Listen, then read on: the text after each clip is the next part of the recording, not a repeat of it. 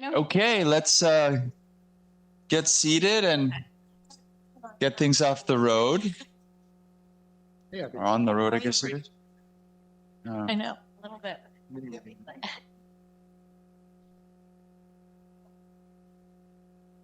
Okay, so our last paper is going to be on the economics of sanctions from theory into practice. And Oleg is going to start. I think they're going to do a tag team. Thanks for having our paper on the program. So it's 10 years since the war in Ukraine started, and it's almost 3 years since the full-scale invasion.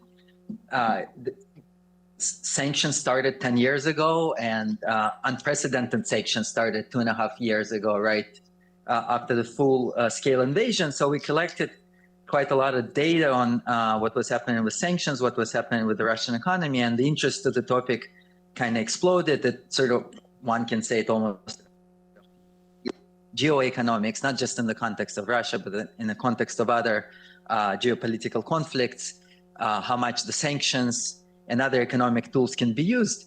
And so what we wanted to do in this paper is both survey what actually has happened, what sanctions were used, what are likely effects of sanctions, but also kind of connected to the theoretical literature on optimal sanctions design and what we can say at the intersection of these two topics. So in the popular discussion, people really like to put things into two categories. Do sanctions work or do sanctions not work? And they want really an answer like yes or no. And clearly that's sort of the wrong way to ask that question. Sanctions is a tool. They can do what they can do. We should be able to estimate in the data the elasticities and so on. And then what we want to suggest is that you approach this question not with sort of a premise that this is a tool that works or a tool that not works, but it's sort of a tool that you can use optimally. You take some optimality condition in the background, and it's highly unlikely that that optimality condition will tell you not to do anything at all, right? Typically, it would tell you what's the right mix of sanctions to use with different dynamic considerations, reputational consideration, if you want to put them into the model. But in any case, most likely the answer would be that there is an optimal use and mix of sanctions, and sort of we want to make progress on this and sort of promote this technocratic approach where there is no kind of premise, So obviously, the efficiency with which you can use sanctions, it depends on the size of the target country.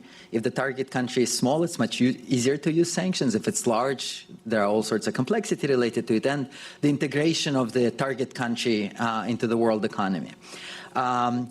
Equally important is sort of the size of the sanctioning coalition and the unity within the sanctioning coalition. And if there is no full sanctioning coalition, then the enforcement of third countries that must be brought in alignment with the sanctioning coalition, and that's sort of equally important. And finally, something that when the country under sanctions is large, right, what you cannot overlook is the fact that there is a significant cost to sender, that it's actually costly to impose sanctions. You're committing to a costly action, and if you really want to use it, you have to accommodate the cost. So a lot of this is, I think, quite well understood and acknowledged, and a lot of the policy design relied on this logic, but of course the mistakes were made in the policy, and sort of it's interesting to see what in retrospect looks like sort of obvious mistakes or blunders of the policy. So if you look at the very broad data, you might make a case that sanctions didn't work. So those two last bars in the first chart is Russian growth rate in the first year of the war and in the second year of the war. It looks like it was a very mild recession in the first year and a fairly fast growth in the second year of the war. And that's against a background of economic stagnation over previous 10 years, right? But then if you compare Russia to oil exporting countries, and that's the relevant comparison, while a lot of oil exporting countries enjoyed very fast growth in 22, Russia actually declined, and so the gap is pretty large between them. And so you can make the case sort of both ways, whether sanctions worked or not. If you zoom in more specifically on how the way sanctions were supposed to work, right? They were supposed to target the trade balance of the country. What you see immediately is that Russia actually enjoyed the record high trade surplus in 22, the year of the sanctions, right? And so that sort of immediately raises the question of like, what happened? How come, you have the unprecedented sanctions and yet you have the highest trade surplus on record?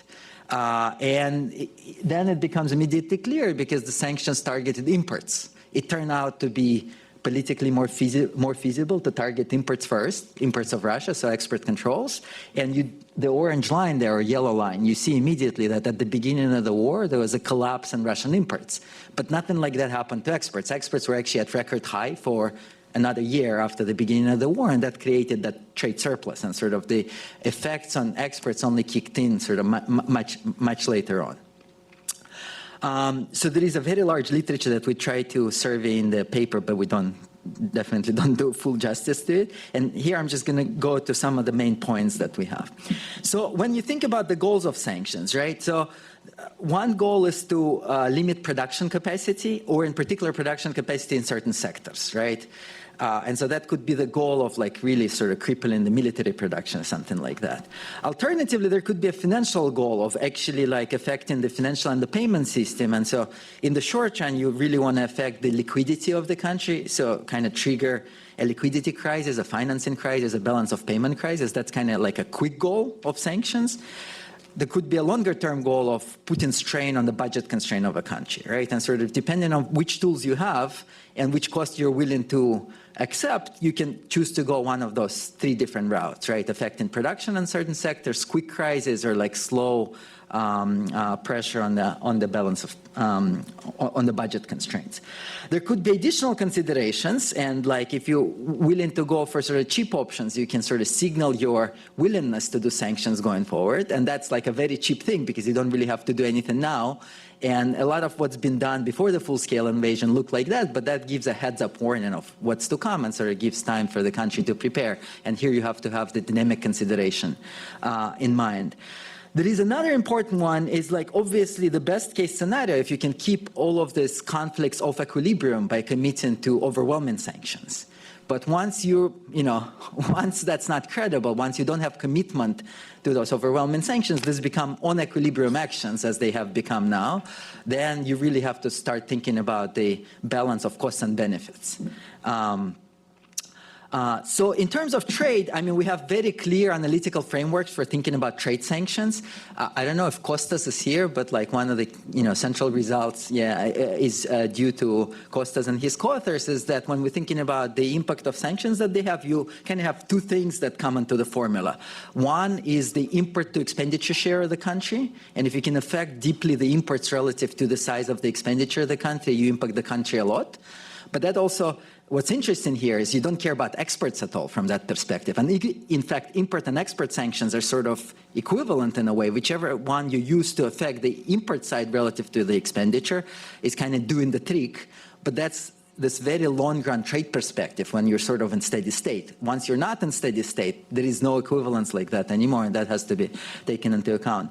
And the second thing is, the other side of this is if you trade a lot with the country and if you affect its imports, well, there is a cost to sender, which is proportional to the relative size of the countries. And that's right there in the formula. And the second thing is the ability to substitute, right? If it's easy to substitute either towards domestic production or to other countries, then even if sanctions are massive, this ability to substitute offsets their role. And sort of what we see in a much more integrated world where third countries account for much bigger share of GDP and trade now, including China, India, Turkey, Brazil, it's much harder without building a full coalition and doing the enforcement. There are a few results on optimal sanctions. And so optimal sanctions are like terms of trade manipulation. And so you sort of do it like terms of trade. And if there is an additional externality in certain sectors, it's like a Pigouvian tax. And there are beautiful formulas derived in recent literature exactly how to think about that. I'm running out of time, and I want to pass it to Elena. So what's very important, what's been sort of probably emphasized is the role of payment system sanctions. And in our basic macro and trade models, there is just no much room for payment systems, right? If you have, it doesn't really matter which currency you have. If you have spot currency, you can use the spot currency to pay for spot trade if you don't need to borrow or lend in the financial markets. Well, in the data, it turns out it's not the case. Payment system plays a huge role. They're much easier to enforce. And they actually seem to have much more important effects than many of the trade and financial sanctions that were put in place. And so what we do in the paper, we sort of discuss the different costs associated with use of different sanctions and sort of the effect that you can expect from them. So let me actually stop here and pass it on to Elena. Thank you so much, and I look forward also to the discussants' comments. Well, with that theory in mind, let's think about what happened. And we have some people here who made it happen, so I'll be very conscious of that. So if you think about 2014 sanctions, they were focused on deterrence, right? One could say that maybe Putin would have moved in further than Crimea and would have acknowledged. Actually, remember, in 2014, Putin was still saying it's not him or the army, it is the little green man that nobody knows where they came from. So maybe because of the sanctions, the actual full-scale invasion was postponed. So that maybe that factor of deterrence worked. So there was deterrence. Also at the time, as Oleg has explained, you had the cost to send that was minimal because Russia's impact on global financial markets was almost irrelevant, right? But to Russia, which was borrowing at the time, the outstanding stock of gross external debt was 700 billion. Because of the sectoral sanctions, they repaid $250 billion just over a course of a year. So this is about deterrence, financial sector sanctions, and then some other sort of no-nonsense sanctions, much smaller. So then when 2022 came, one could say this was about imposing the cost. You promised the cost, I'm going to impose the cost. So you need to go, as we explained in the paper on the theory, you need to go full scale and be strong. It is also then about undermining Russia's ability to continue. So financial sector sanctions, export controls, and the limits on Russia's export. So the financial sector sanctions, yes, there was an impact. This is the liquidity of the banking system. You know how much the banks borrow from the central bank. There is a big drop. You see the pressure. You see bank runs. But on the exchange rates, you do see immediate sharp depreciation. But as the theoretical model suggests, you actually see an appreciation going in. Because what? Exports continue unabated, and if anything, very strong. And then you have a blanket sort of limit on imports. Why? Because many companies stepped back because they were unsure about their compliance regime. So they just stopped trading with Russia for a few months. So then, in terms of the limits on Russia's exports, you know, Russia's imports, right? There was an attempt to block Russia's imports of critical goods, critical components, or maybe this sort of choke points, right, that again you could have in the model. So did we attempt that? Yes, we did attempt that. And maybe in the early days, together with the general step back, you see a big contraction in the imports of so-called battlefield goods. But as the trade gets diverted or rerouted, you know, basically the substitution effect on trade that you see in the model, other countries step in, most notably China, but also Central Asian, and there are some people here sort of writing about it as well. We see that's what happens. Basically, there is a rerouting, and Russia goes back to importing even the battlefield, the critical battlefield goods. If you look at Russia's oil exports, again, we saw it as the overall numbers on the balance of payments, but you also see here in terms of volume and price. The volume of Russian exports continued. And we see that, you know, there's no reduction in volume of Russian exports. This is the bar chart. What we see is, again, rerouting. It goes to India, it goes to China. China picked up marginally, but mostly India picks up the biggest slack from Europe to India. We see the opening of the discount, so the Russian discount relative to Brent. You see the opening originally, and then as Russia finds alternative routes, Russia finds alternative fleet, the shadow fleet, and we see that, you know, that discount reduces, and again, Russia continues to export as before. So then, actually, I'm even ahead of time. I can speak slower. So I don't have to be on a 1.5 speed. So I think the conclusions here are very important. And what I like about our paper is that we put the theory and practice together, because there is a lot of discussions about sanctions, about being a silver bullet, you know, that's going to kill vampires, change regimes, and let's just go ahead. No, it is a practical technocratic tool that needs to have a measurable target. Of course, for a government official, if you don't have a target, you can never miss it. So in a way, it's wonderful. But for us policy analysts, it's not so wonderful. We want to have a measurable target like any other tool. If somebody says, well, you know, in Greece, they're not collecting VAT, consumption tax are nonsense, right? We're not going to say that. We're going to try to think why consumption tax versus something else. What is the administration? So in the similar way, we need to unpack the sanctions through the modeling. What are the policy flaws in the design of Russian sanctions at the time? And what are the enforcement issues? So in terms of the policy design, I think for immediate impact, it would have been much more impactful to have financial and payment sanctions together with controls on Russian exports. To have this very strong message in terms of imposing cost, sort of throw everything that we got, and also to have the practical effects according to the theory. Unfortunately, in a way, we ended up with the opposite. We didn't do anything with the exports. Eventually, the system adapted to the financial sector sanctions, and even for a short period of time, we actually reduced all the imports, which gave them extra cash. So although we arrested their reserves, which was not very costly to us, Russia accumulated potentially shadow reserves of another 220 billion. So we arrested 300, they accumulated 220 in a year. They said, thank you very much. So I think there were some lost opportunities that happened in the design of the 2022 sanctions. There is also very important, as we know now, the so-called West, compared to the Cold War times, no longer controls 70% of the global economy. It is less than 60. So if you have the non-aligned country or the fence-sitting countries, helping out Russia to reroute, you're going to have much more muted effects. Then, of course, enforcement also matters from our side. Do we have enough sort of a well-structured enough institutions to be able to enforce sanctions? We have institutions like OFAC and Treasury to do financial sector sanctions, and we've done whale hunting for a while. We don't have the same in the export controls area, and I do recommend the testimony by the top chip-producing companies, Texas Instruments, Analog Devices, Intel, that recently went to Congress, that you should watch that together with the movie Thank You for Smoking, and you will see a lot about our ability to enforce export controls. So, going forward, what have we learned? That we designed in 2022 suboptimal sanctions because of the political constraints. At the same time, there was some effect. Russian revenues would have been even high had we done nothing. And at the same time, there's been some reduction in the imports of the battlefield goods. And we're also learning important lessons and sending a signal to other potential malign actors. What might our reaction be? Thank you very much.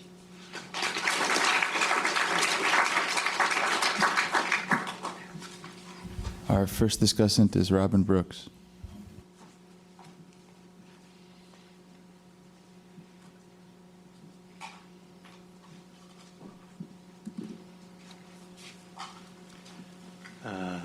Just use this.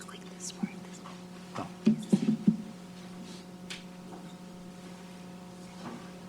All right. So thanks to the organizers for including me.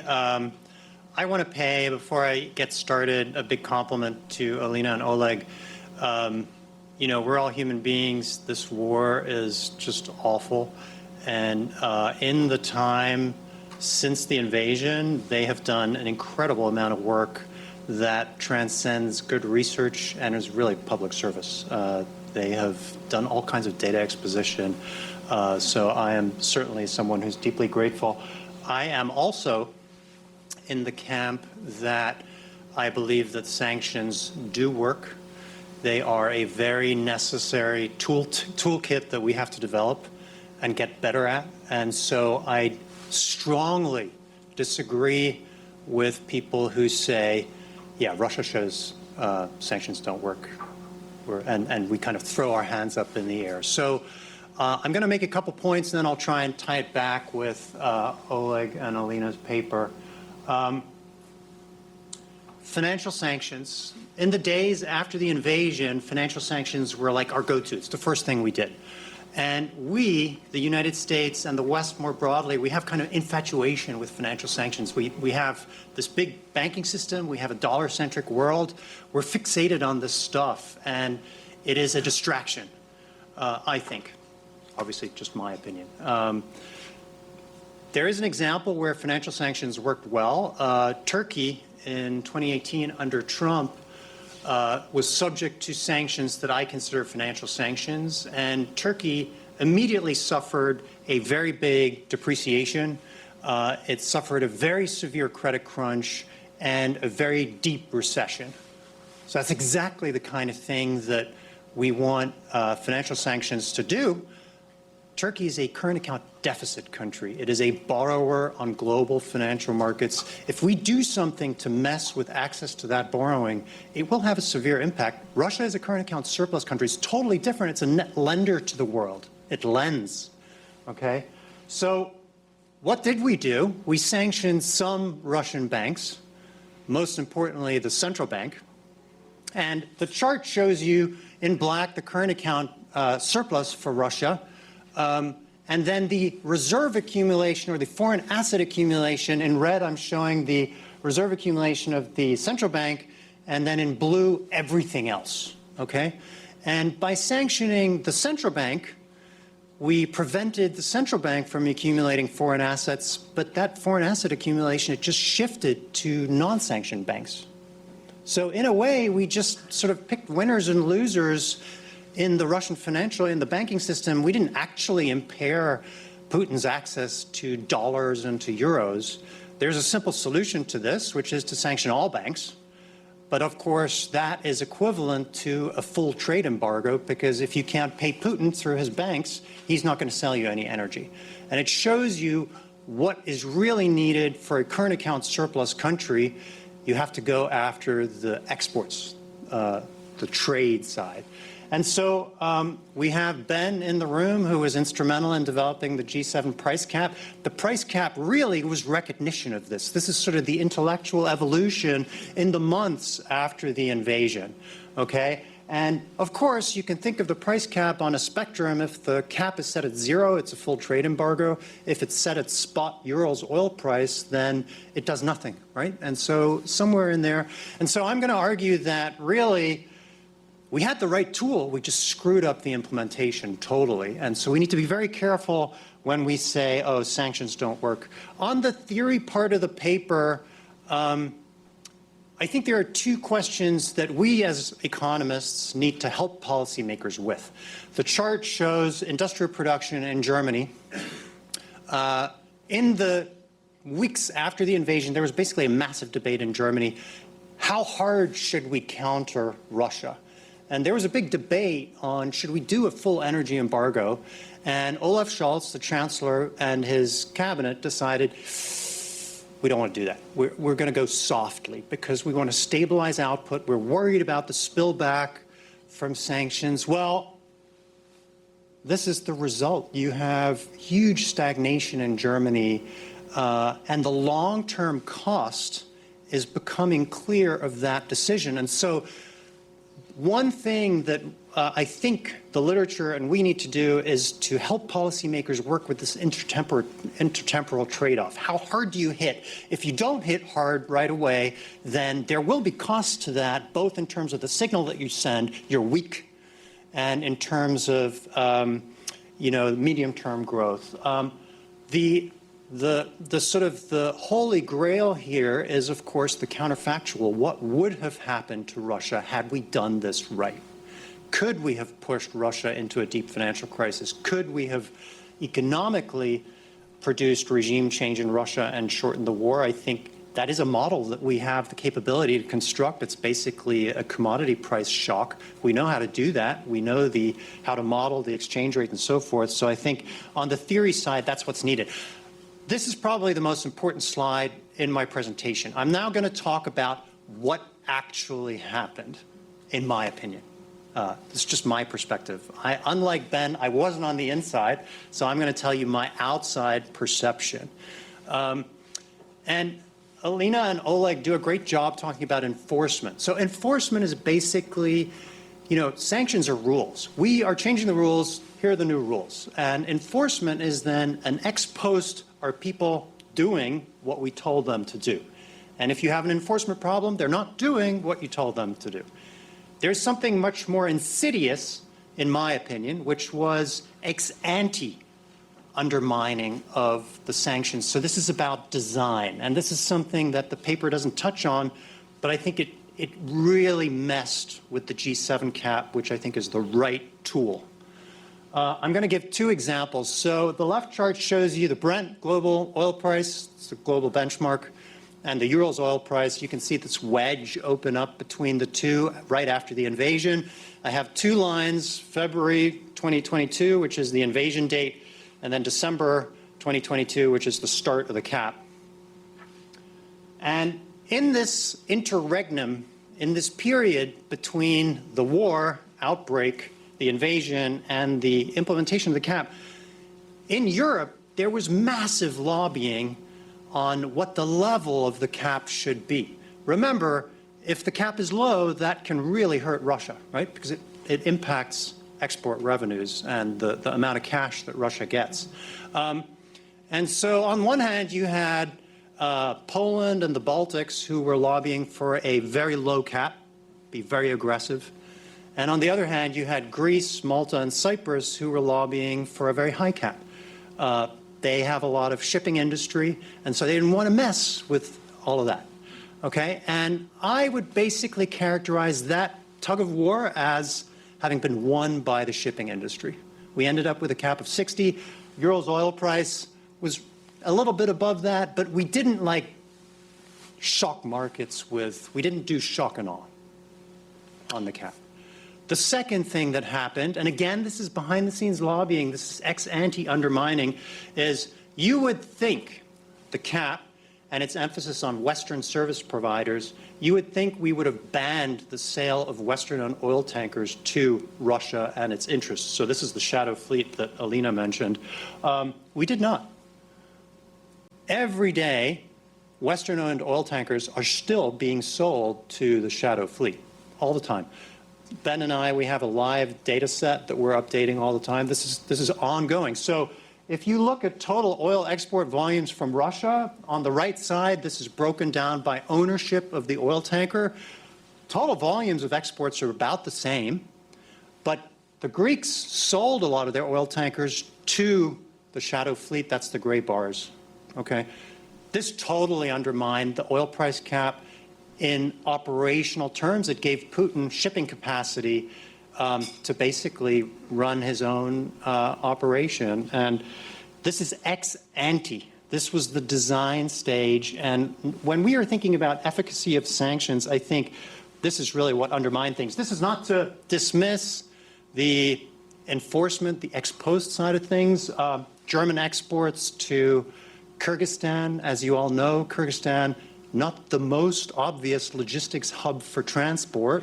German exports of cars are up 5,000% to Kyrgyzstan. This is just invoicing, right? Nothing actually ever goes to Kyrgyzstan. It goes straight to Moscow.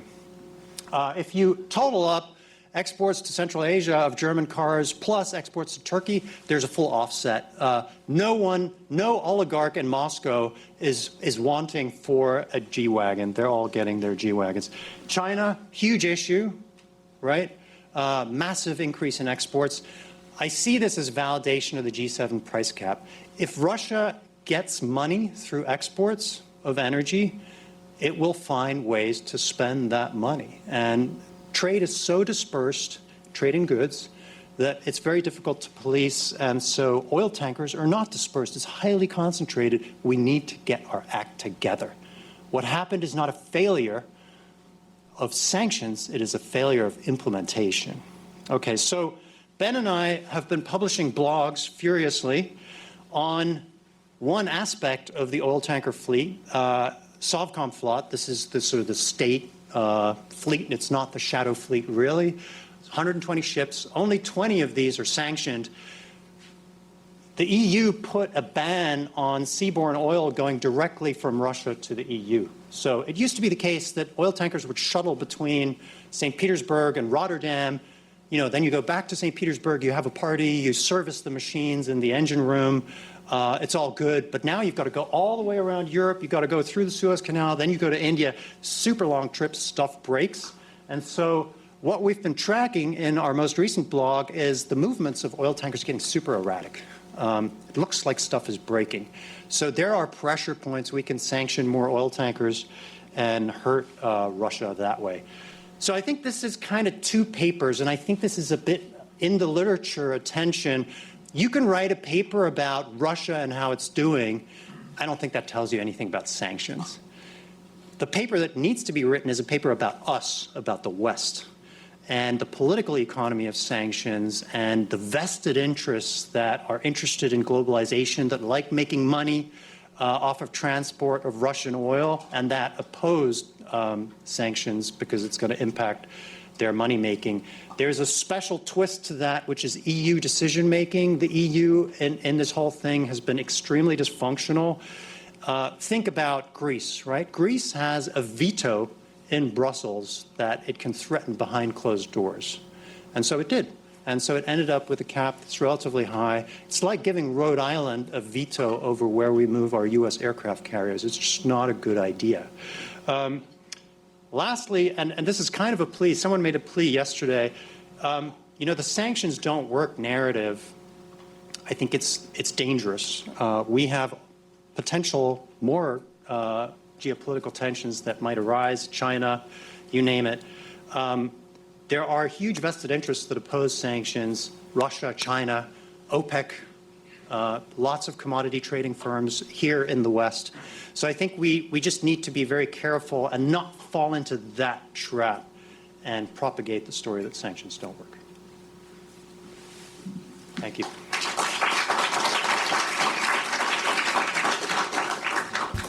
Our second discussant is Rory McFarquhar.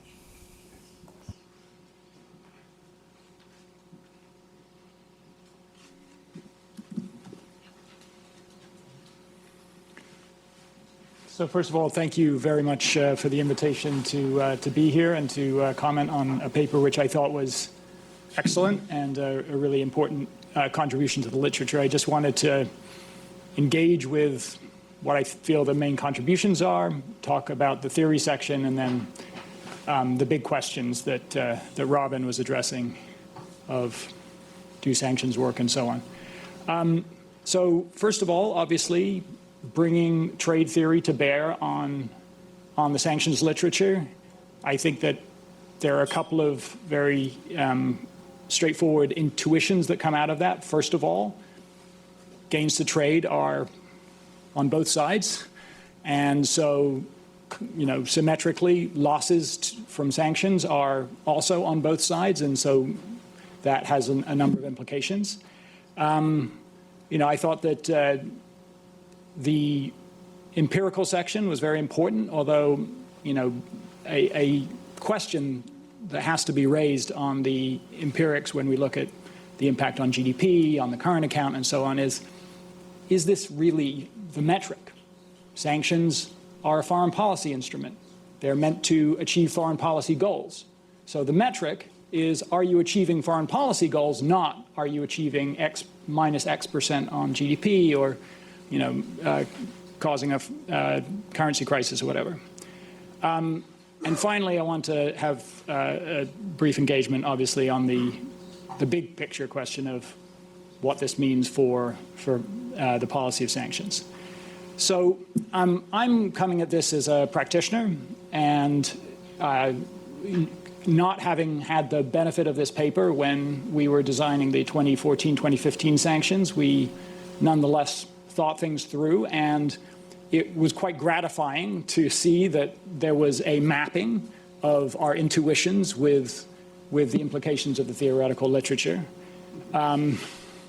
So first of all, you know, as I was saying, the cost to sender concept, which plays out in politics, it plays out in, you know, to some extent corporate lobbying, but also high politics, and I think that that's going to be very critical in our discussion of the current set of sanctions.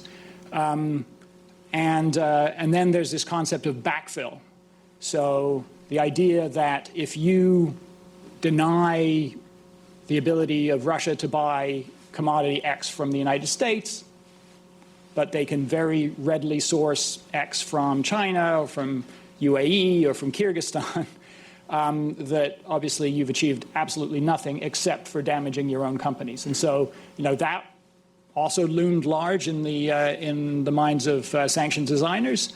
And sure enough, that, you know, corresponds to this question of elasticity of substitution when it comes to the sanctioned goods.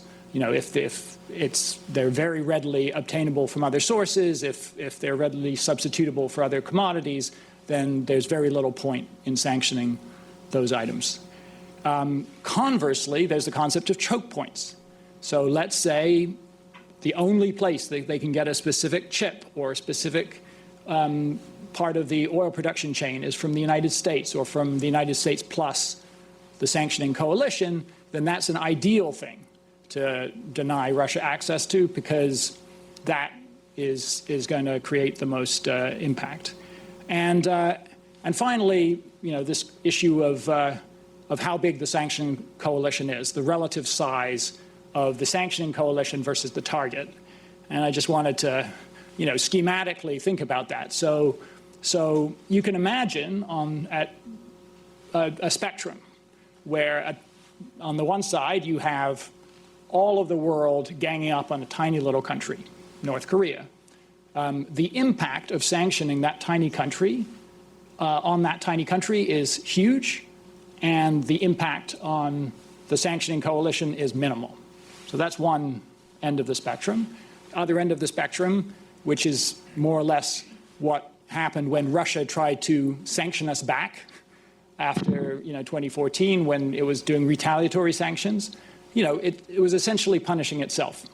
It was denying itself access to foreign goods. And so that's just the road to being autarkic. If you as a small target are sanctioning a very large sanctioning coalition. But then there's this interesting point in the middle, which I label decoupling for obvious reasons, because naturally the conversation around Russia is really a bigger conversation about China. And what we're really talking about is the fact that sanctioning China is a very, very different proposition from sanctioning a small country, because you have to think that the costs on the one hand to the target and on the other hand to the sender are going to be much more in balance.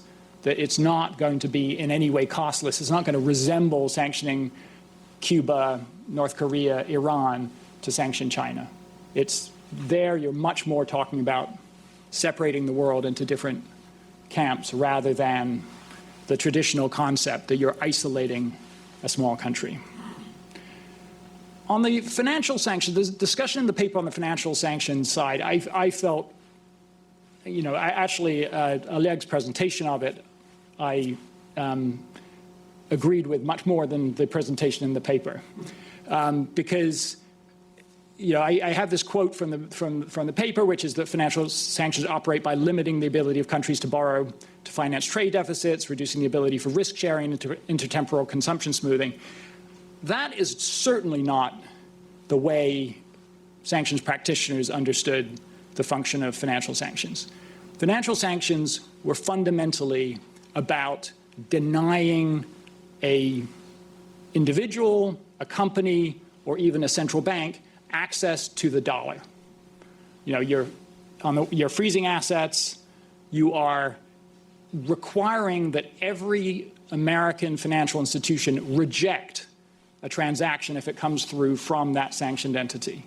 And there is a very smoothly functioning system where these banks, they upload a data set from OFAC, with a certain frequency, and if the entity that is registered in this transaction is on that list, it gets rejected.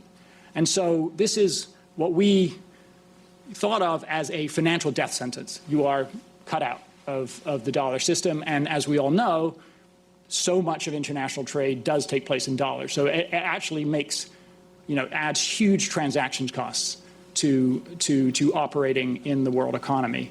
And so it's certainly not just a question of denying the ability to finance trade deficits. Now, there was this intermediate set of sanctions that we imposed in 2014, where we initially said that Russian banks could not borrow longer than 120 days. And then we reduced it to 60 days. But that wasn't about denying them the ability to finance trade deficits. It was a signal that we were heading towards 0 days. So it was basically, if you want to threaten that the destination is full sanctions and full denial of access to the dollar, that was what it was. It was pointing to a direction of travel rather than that being the sanction in itself. So how effective have sanctions been? I think that Elena's description of the two episodes is very accurate. So first of all, there was a difference between the approach taken in 2014, 2015 and the approach taken in this more recent episode. In 2014, 2015, it was explicitly about changing behavior. We wanted Putin to understand that if he went further, there would be more sanctions. And at some point, he stopped going further.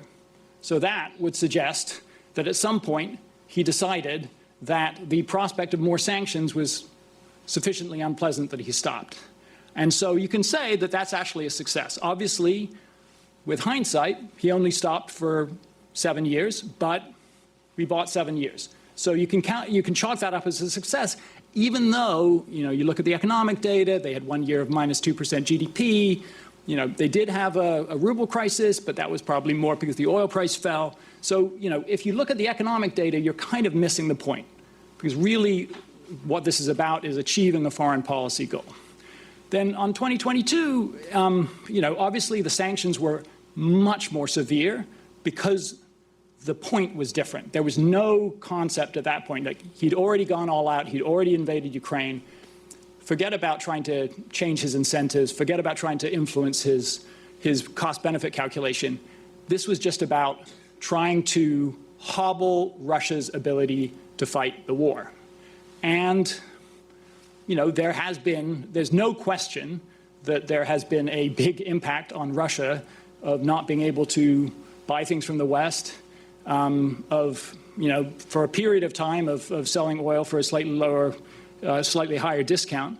But again, the key metric is none of those things. The key metric is, has he stopped? Like, have we actually succeeded in impairing Russia's or preventing Russia from fighting this war? And the answer is no, we haven't. He's still fighting. And so, ultimately, that's not to say, that's certainly not to say, therefore, sanctions don't work. Embrace the counterfactual that we did no sanctions. It just means that they have not achieved the objective, ultimately, that was hoped. So what explains the limits? So first of all, and this is, I think, very well presented in the paper, is that Russia is just a hard target. It's not small. It produces commodities that the world wants, needs, and will find ways of buying. It has a large domestic industry, so an industrial capacity for producing weapons. So, it doesn't have to buy those on the world market. It has land borders with China, with Kyrgyzstan, with Georgia, these black nights that are described in the paper. It had a lot of years to prepare for between 2014 and 2015 and 2022. It represses its political opposition and, and has done various other institutional changes to safeguard it from the financial sanctions that it knew were coming. Second is that unlike financial sanctions, which, as I was describing, have this decentralized private enforcement mechanism through the banking system, these novel approaches to sanctions that were employed after 2022 do not have that built-in mechanism. So that's something that will have to develop over time, cannot just be done by governments. And finally, the final key point, I think, which is in part a response to Robin. Robin put a lot of the blame on lobbying in the EU. I think actually the blame lies elsewhere, and I will be careful about that. The key issue was unwillingness to tolerate a potential spike in gasoline prices and the political sensitivity of that. It needs to be said that Europe endured a very sharp spike in gas prices, which had a major impact on its economy in the first year of the war. But there was no willingness to take something similar on the oil side. And ultimately, until that changes, and I believe that there are conditions now, a willingness to reduce Russia's ability to export its oil, not necessarily a lower price cap or a better enforcement of the price cap, but just a willingness to endure fewer Russian barrels going to the world market. If that doesn't exist, then ultimately Russia is going to have a lot of money and is going to be able to pursue its war aims.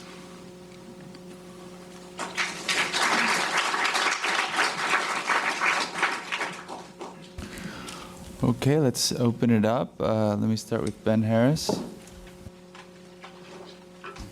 Thank you. So I really like this paper because it kicks off, or maybe it just extends, an important conversation around the optimal aims of sanctions. Sanctions are often constructed in really stressful, chaotic environments. It's not like we get to sit around in a room like this and spend half a day thinking about it. And so having a North Star and a framework for sanctions is really important. So this paper contributes to that.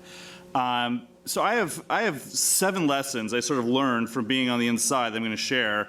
These are largely an extension of Robin's comments, not surprising, but I'll try to be quick here. Okay, so the first is that sanctions are a repeated game in a dynamic environment. It's not as though Russia went ahead, invaded Ukraine, we came up with our sanctions, and then it was all done. The repeated game part is really important. So it's not just about trying to invoke deterrence in the current period, but also future periods as well. That means keeping your powder dry and reserving the ability to ratchet up sanctions in the future. It also means thinking through incentives around countermeasures. So you can think about, for example, in the context of financial sanctions, and potentially, you don't want to come in too strong because then Russia would then go ahead and invest in a complementary system, potentially along with China. So this is a repeated game in a dynamic environment. It's really complex. It's not just a one-off event. Second, sanctions are also a signal. And so it's not just about the change in behavior. It's also about a vote against the particular action of that country. Silence can be deafening. And so even if sanctions weren't effective at all, not doing anything in the wake of the invasion of Ukraine would have been problematic. Also, harmful to Russia was the exit of Western companies from their economy. That was not a public sector decision. In the context of oil companies, there was an enormous exit. Russia's ability to produce down the line will be diminished because you saw many of these private sector companies leave. Would these private sector companies have left if there was no signal sent? I don't know. My guess is probably not at the same rate. So there is a relationship between the signal sent by the public sector and voluntary exit by the private sector. The third lesson is maybe the most important, which is that frictions really matter. And so if you're just looking at export volume, you're going to miss a lot of the impact of the sanctions. Around the price cap, there was 2 things that matter when it comes to sanctions. The first was that the traditional shipping routes changed overnight.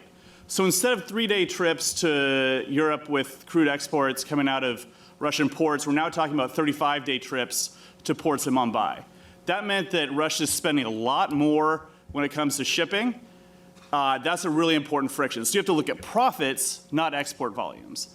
Another important friction was the purchase of ships. Now, I agree with Robin pretty strongly that we should have disallowed the sales of Greek ships to Russia to build the shadow fleet.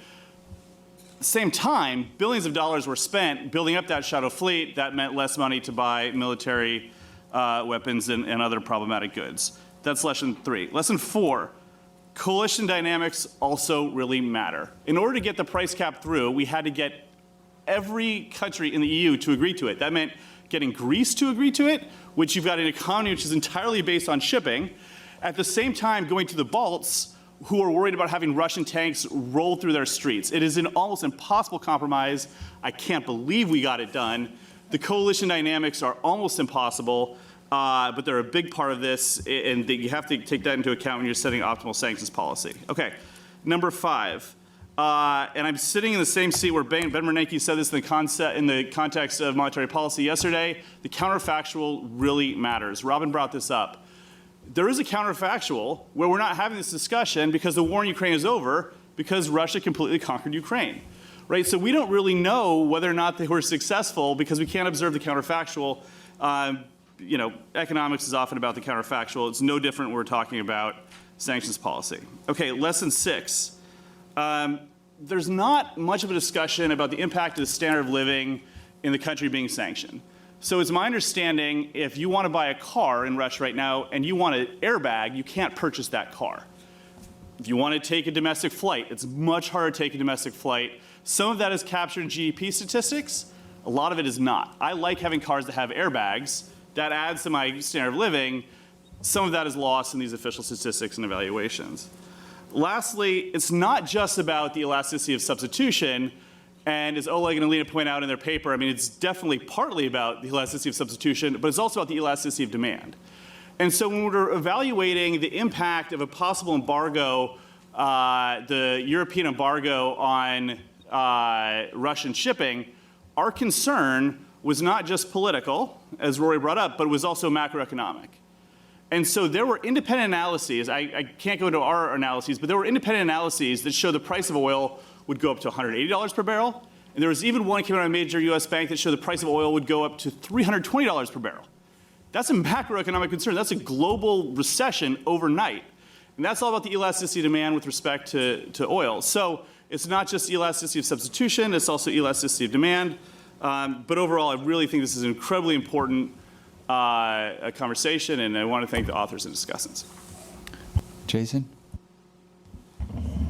I'm going to make these points and then have to leave. I'm going to give my own talk. Number one, just in 2014, when I was there playing a bit role while Rory was designing the sanctions, the amount of lobbying and the intensity of it from companies, American companies that thought they'd be losing out, including big companies, was just amazing, given how tiny this was for them. We did things like construct a stock index of companies that exported a lot to Russia and similar ones that didn't, like Coke was in one, Pepsi was in the other. We didn't see a lot of move around sanctions stuff, but boy, whatever small thing there was mattered a lot to those people. Second is, in this experience, I was struck about how just incredibly hard to predict the consequence of these sanctions would be. After they were imposed, I didn't know Oleg and Alina, so I did the best I could, and I called Rory, who told me they weren't going to matter much. I called Sergei Guriev, who told me there was going to be no Russian economy within 2 months of the sanctions going into effect. And unfortunately, I think Rory was closer to right than Sergei was on that. But Sergei's like an enormously knowledgeable, smart person about the Russian economy. So I do wonder, when you're talking about metrics and impact and all of that, if you don't have like a great model that maps these things into outcomes, how can you even really try to do any of that? The third, which is not really for your paper, but is an incredibly important discussion in the United States and maybe a future paper, is just what the long-run consequences of this are. How much other countries build alternative payment systems, alternative sources of reserves, alternative trade patterns, and the like.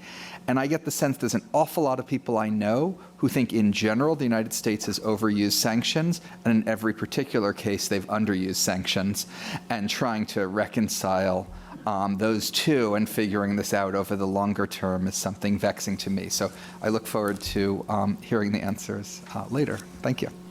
Kostas?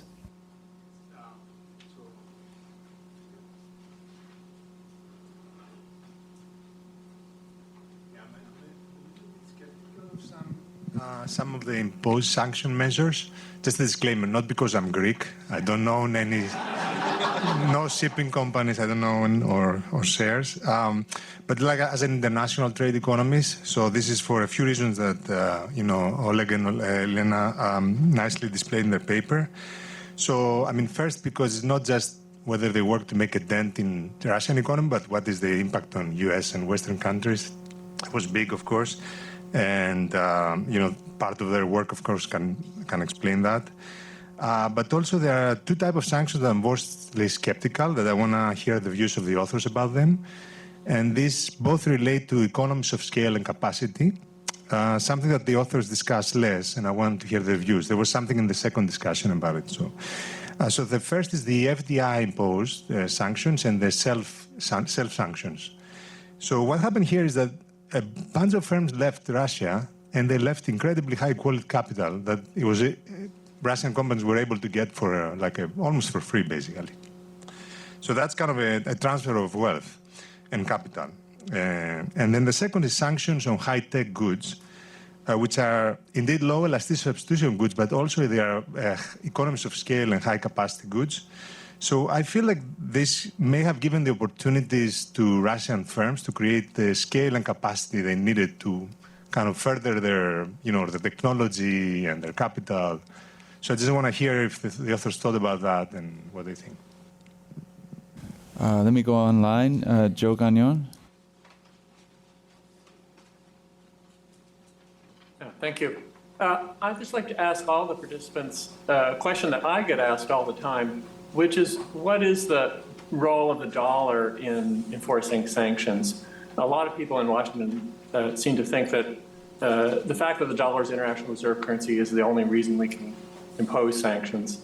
And my answer has always been, no, it's all about the relative size of the sanctioning coalition versus the sanctionees.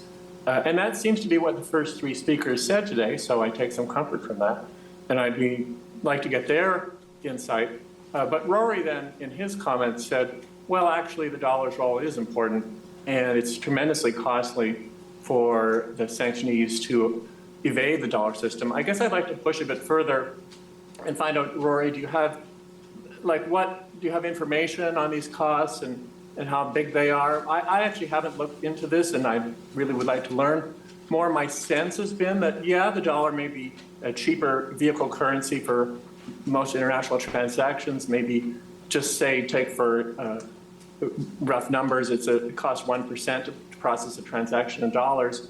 And if you don't use dollars, you go through some other currencies, especially if you don't include the euro, it might take 2 or 3% of the cost of the transaction. So that'd be 200 or 300% higher cost. Sure, that's a big increase proportionally, but in terms of the value of the transaction, it would be tiny. I'm just plucking these numbers from thin air, and I wonder if you actually have a better sense of what these numbers are. How is it really materially more expensive for these countries to avoid the dollar? My sense is they'll happily pay 2 or 3% tax if they need to avoid using the dollar.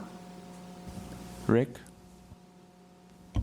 So Rory, I think, was exactly right when he said that the metric should not be how much harm you do to the target's economy, but actually does it change their behavior. So I want to play devil's advocate here a little bit, which is that there could be a negative to sanctions in the following sense, that they give the country that's doing the sanctions an excuse not to do the really tough thing, which is to actually either provide direct military support or provide the arms. And this really does worry me, because I think that frequently it's a cheap way of sort of saying we're doing something when you're not doing what's really important. And that actually may give incentives for the target country to actually engage in bad behavior. So it's something that it's not so much the economics, but actually sort of the political aspect of this kind of thing. And this has really been very critical in terms of the issue of the support for Ukraine.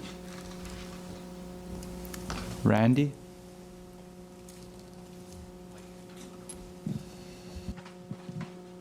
Thanks. Really great, important stuff, both the paper and the comments.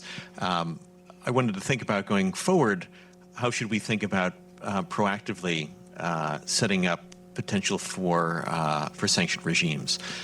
So, for example, obviously there's a lot of tensions with China, with Iran. And so would it be possible to kind of use the lessons, the political economy lessons, as well as the particular substance lessons on both the trade side of things as well as on the financial side of things, to be able to proactively think about, okay, what should we be doing now about something that might happen in 10 years, both in terms of trade issues, because obviously trade issues are very important right now. There are a lot of things that are kind of narrowly focused on current issues, but could there be something that has that longer run focus? Also, an important point was made about thinking about not just thinking about substitutions. So it's not just is something big or important, are there substitutes available for it? And this is on both sides, both for countries that we might want to sanction, but also because of dependence on certain things from those countries that we might want to sanction, and thinking about doing investments in building alternatives. In some sense, it's just good supply chain management, both financial supply chain and physical supply chain that any company should be doing. But I think there are a lot of lessons, I think, from this for us doing that going forward. Joe. Yes, thank you. So obviously this is not a comment on the specific paper, but on the next paper, and is motivated by what Ben said about it being a repeated game. And I guess I was just going to ask, is it? So I'm going to contradict myself at least twice as a expression of my confusion. So on the first hand, I was like, well, you want to be very careful about introducing these sanctions regimes because you run the risk of losing the exorbitant privilege, and of course it's It's the reason why it's called a privilege.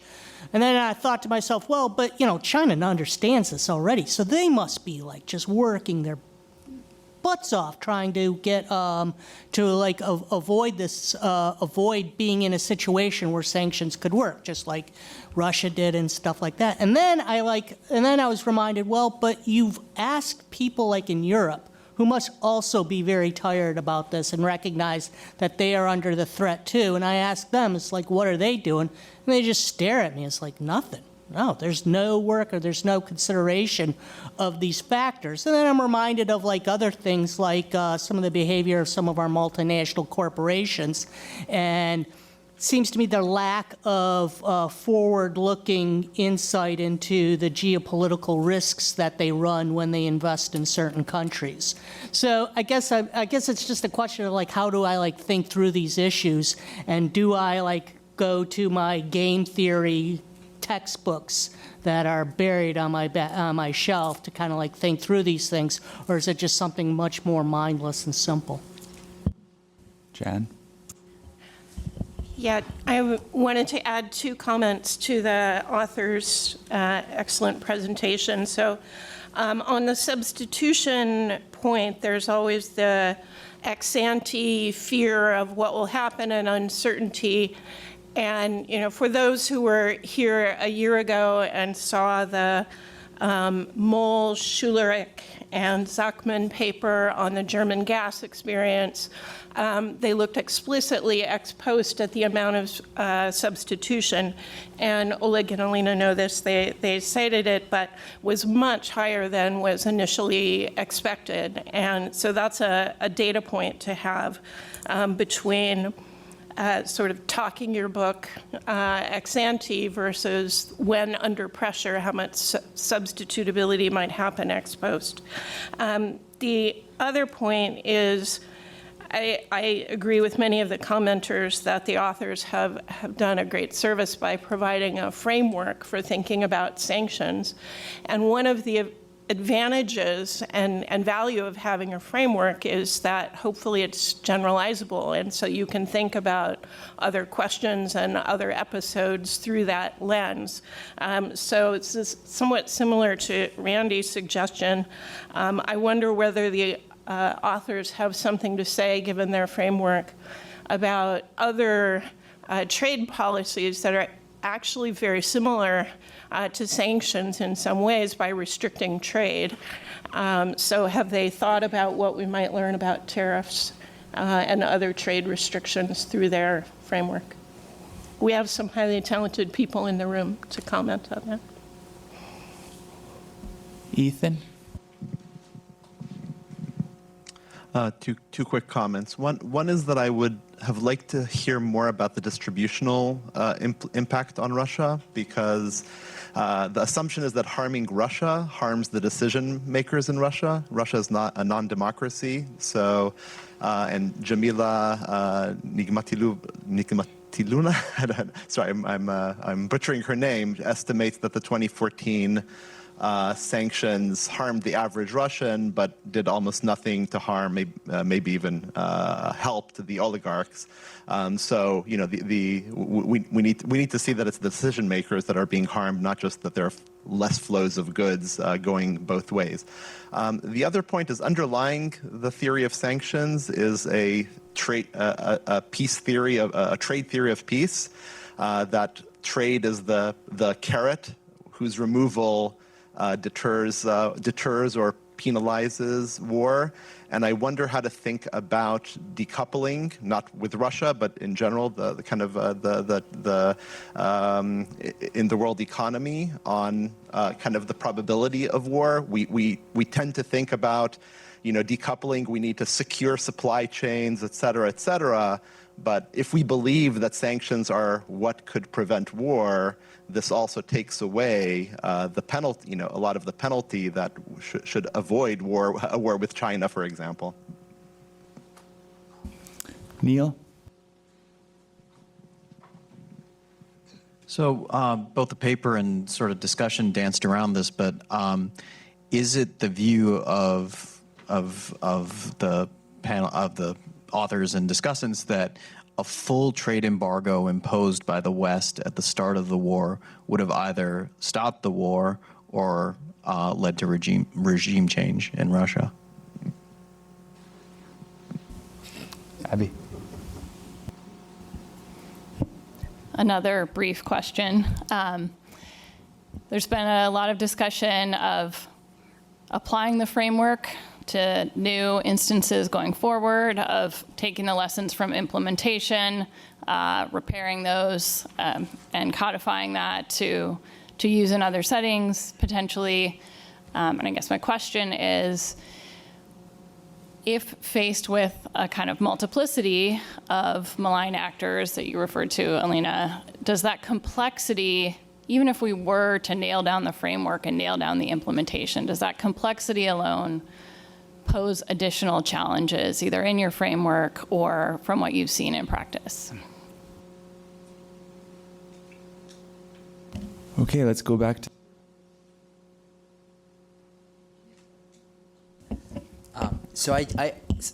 Thanks so much. This is a lot of great stuff, and I just will pick on one or two things very quickly. So I think Rory put my quote from the text, and I think that's exactly how most economists think about what financial sanctions are. You limit intertemporal trade, you limit maybe trade between some agents. We don't really think that if you have spot currency that you cannot use it, right? So typically it's just not part of our models. And I think that's why it's very useful, this discussion between sort of academics and policymakers, is in the real world what we've learned is that actually not having the ability of exchanging a spot rupee or spot dirham for a traded good, purely spot market, you have the money, you want the good, and you cannot really do it. It turned out to be one of the biggest impediments.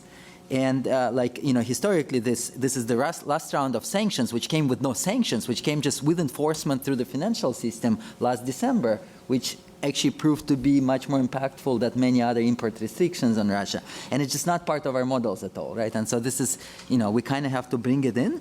What's interesting about it, it was much easier to substitute and find a real sector firm, like an intermediary to ship your oil, or a ship in Greece or something, than to find intermediary in the financial market. The question here is external validity, or can you extrapolate? It was the case this year. Will it be still the case, at the next episode 7 or 8 years later? Because obviously the countries adjust to it. So they knew now that that was the bottleneck, and maybe it's no longer the bottleneck 8 years from now. And of course, you mentioned the sanctions bought 7 years. Russia used those 7 years, but European Union and US arguably didn't use those 7 years, right? And that was the biggest symmetry. I just want to respond back to what's the optimal policy mix. So I guess you really have to think, do you want to keep those things off equilibrium? Then you go at it with all you got, and it's costly. Or you acknowledge that it happens in equilibrium once in a while, and then it's a cost-benefit analysis, right? And so we give a recipe. If you want to go with all you got, you really have to limit the export, revenues, and you need to do targeted import sanctions, not the other way around, which was really done in practice. But that could be very costly. And that could be an acknowledgement. It's just too costly to do it. And then, well, maybe the alternative is, currently Russian military budget is 10% of GDP and US military budget is 2.7. So maybe then, going back to what Rick is saying, maybe it's not, oil embargo, which countries say is too costly, but then you have to do something else about it. Thank you very much. So I think I want to think about the sanctions as sort of like transmission mechanism of sanctions, right? And we have different sort of ways, different parts, blocks of it to look at it, right? So if we have the policy rate and we do not know how it gets to the interbank market rate, we shouldn't be asking about the, the final target of the consumer credit, right? So I would love to know how it affects foreign policy, but we're still at the stage, how does it transmit to the interbank market? And I think that's where we wanted to have this conversation. So sanctions are using economic leverage or economic statecraft, using economic leverage for foreign policy, military, or other kinds of objectives. And I increasingly go to the seminars where people clearly come from the military. But we don't have a common language to talk and to discuss things. And when they ask me, oh, what is at least in your field, what is in economics? What is the impact? I even there don't even have a model to tell them. So I think that's the beginning. We're trying to say, well, how does it transmit? But yes, I agree. We need to take it further. I think there are a group of questions on the finance versus trade limitations and and the surprising effects of the payments versus trade. I think here we need to think about, for example, if you have the optimal tax policy design, but then you come to a country and realize they don't have the administration. So you have to compromise on some of your absolutely optimal mix of the income versus consumption taxation. You have to think, what can they possibly do? And we're in the situation where we have a hammer, it's financial sector sanctions, we can do them. We don't have the institutional infrastructure to do export controls or oil price cap, these new measures effectively. Why do we have the hammer? Partially because it's a critical node. We're controlling the critical node. We're not controlling a lot of critical nodes in trade.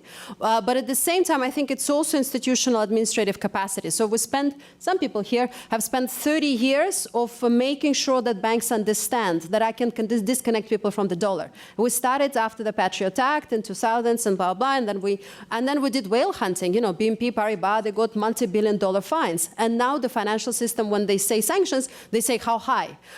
There are also, I think, very important differences. Can we translate that to the industry and trade? Well, financial industry is subject to runs. Right, you have the example. By the way, the 311 was taken off from Latvian bank that day. I'm not sure why, but you have an example where the Treasury FinCEN announced that we have suspicion of money laundering. The bank is done, because there is an immediate run. If we have suspicion of intel sending through Kyrgyzstan or somewhere else to Russia, nothing really happens, because we're not going to stop buying intel. There isn't a run yet from the banking system. So again, the banking system is also very regulated. Our industry is not yet. So we have all these institutional issues, which I think maybe mess up our optimal policy design, financial sector sanctions versus trade. I also want to pick up on the cost. I think the frictions, and we try to work it more into the thank you from the comments also earlier. It is very important. Russia spent estimated between 8 billion to 11 billion on the shadow fleet, and that is a cost potentially that didn't go to the war. And then in terms of the cost, I think there are some papers emerging, and Killian, I think, is one of them, which we quote, trying to mix theory and practice in terms of work better embargo versus the oil price cap. Because Russian oil network, this discovery and delivery, historically aimed at Europe. There is a pipeline, most of the fields are in the European part. There is a friendship pipeline, which was built in the 60s. So there is this friendship, and then suddenly that gets cut off, and Russia has to travel around, as you point out. That is also because of the European embargo, right? They have to travel around. And then you try to estimate how much of that discount is because of the higher leverage of India and China, and sort of reflected in the transaction costs. So I think that is definitely a very valid area to work on. I think that's, oh yes, and thank you very much, Robin, for bringing the Turkey example, because I think it's a beautiful example of the flip side. When we talk about what is the sort of the most sort of sensitive country on the financial sector sanctions, I think this is an example. And as you point out, it is true, you know, US didn't even do much. US just needed to call them, subpoena these banks to potentially show up. That was enough to send a very strong signal. So I think we'll definitely incorporate that. Thank you.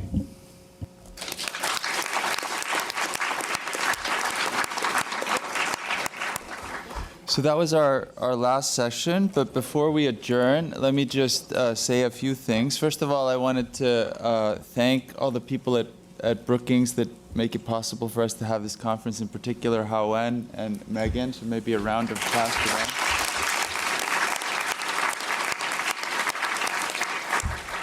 We have a date for the spring conference. It's going to be March 27th and 28th next year. And then finally, last but not least, there's going to be lunch served, so please stick around and have lunch before you take off. Thank you.